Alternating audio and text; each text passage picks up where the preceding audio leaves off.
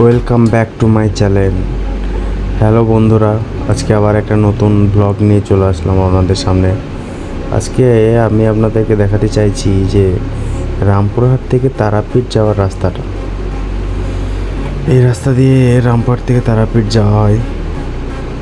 Guys, রাস্তাটা তো দেখতেই পাচ্ছেন, সবুজে ভরপুর, দুই দিকে গাছপালা, মিডিলে রাস্তা। সুন্দর রাস্তা এখন তৈরি করেছে তারাপীঠের রাস্তাটা। এই রাস্তাটা টার্নিং ফার্নিং খুব কমই আছে, স্ট্রেট রাস্তা।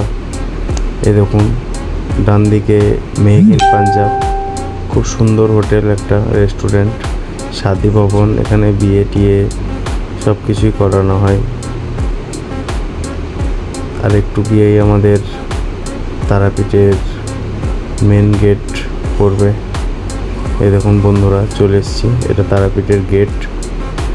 এখানে অনেকজন বিদেশ থেকে, অনেক জায়গা থেকে মানুষ আসে, ছবি তোলে শুধু এই জায়গাটা দেখার জন্য। এই জায়গাটা বিলাসবহুল জায়গা, অনেক এনজয় মস্তি করে এখানে এসে।